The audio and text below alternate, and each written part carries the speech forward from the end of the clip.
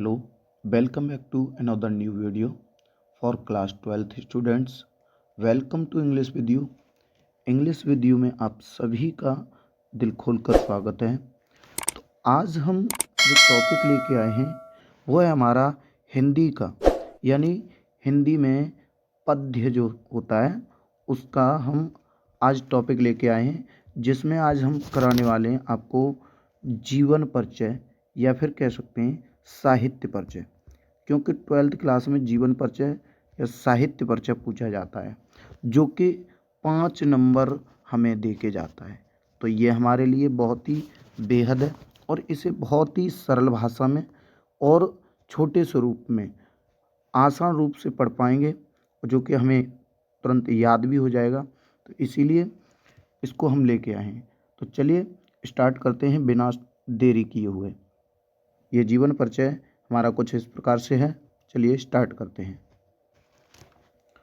मैथिली शरण गुप्त का जन्म 3 अगस्त 1886, यह 3 अगस्त यानी 3 अगस्त 1886 ईस्वी को चिरगांव जिला झांसी उत्तर प्रदेश, यानी जो चिरगांव है वो झांसी जिला में पड़ता है, जो कि उत्तर प्रदेश में, राज्य की बात करें तो उत्तर प्रदेश में हुआ था।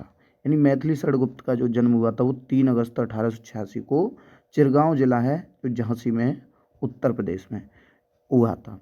बाल्यावस्था से ही इनका काव्य रचना की ओर झुकाव था। झुकाव का मतलब ज़्यादा इनका लगाव था उसमें।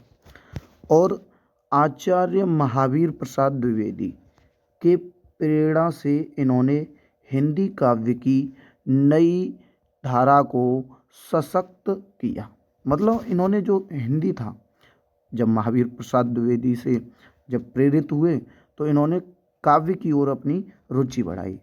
राष्ट्र प्रेम और देशभक्ति के भावों से युक्त उनकी कविताओं ने उन्हें राष्ट्र कवि की उपाधि दिलाई, या कह सकते हैं राष्ट्र कवि का सम्मान दिलाया। मतलब इन्हें हम मैथिली शरण गुप्त को राष्ट्र कवि के नाम से भी जानते हैं। तो अगर इस टॉपिक पे बात छिड़ती है कि राष्ट्र कवि किसे कहा जाता है, तो वो हैं हमारे मैथिली शरण गुप्त जी। वे राज्यसभा के सदस्य भी रहे, मतलब ये राज्यसभा के सदस्य भी रहे हैं। और इनका निधन 12 दिसंबर 1964 ईस्वी को हो गया। ये हमारा मतलब जीवन परिचय है। अब इनका साहित्य में योगदान देख लेते हैं। साहित्य में क्या योगदान है इनका, चलिए। साहित्य में गुप्त जी ने हिंदी काव्य को श्रृंगार रस की परंपरा से निकालकर उसमें राष्ट्रीयता और मानवीय संवेदनाओं का समावेश किया है।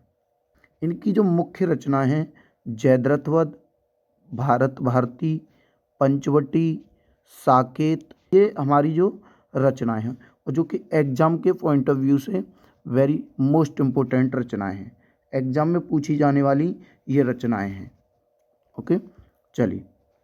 अब इनका जो निष्कर्ष है, मतलब साहित्य में कौन से इन्होंने युग में काम किया था, तो उसकी भी थोड़ी बात कर लेते हैं। जो मैथिली जी शरण गुप्त जी हैं, इनका साहित्य छायावाद और यथार्थवाद का सशक्त उदाहरण है।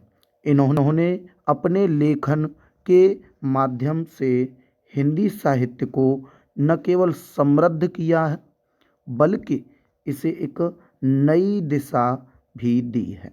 मतलब अगर इनकी बात की जाए मैथिली शरण गुप्त की, तो इन्होंने इसको आसान से आसान बनाने की कोशिश की है, कविताओं को आसान से आसान भाषा में समझाया है। उनकी रचनाएं आज भी पाठकों को प्रेरित करती हैं। अगर इनकी रचनाएं पढ़ी जाएं तो सभी जितने भी पाठक हैं वो सभी रचना उनको प्रेरित करती हैं जी। और हिंदी साहित्य में उनका योगदान सदैव स्मरणीय रहेगा। तो चलिए, ये था हमारा आज का टॉपिक। यानी हमने आज पढ़ा मैथिली शरण गुप्त जी का जीवन परिचय, साहित्य में योगदान, उनकी रचनाएं। चलिए, और ये हमारा यूट्यूब चैनल है यानी इंग्लिश विद यू, और इस यूट्यूब चैनल को आप सब्सक्राइब कीजिए। अगर नए हैं तो सब्सक्राइब करके बेल आइकन प्रेस कर लीजिए। चलिए, आज के लिए इतना ही। मिलते हैं किसी नेक्स्ट वीडियो में। तब तक के लिए बाय बाय, टेक केयर, जय हिंद।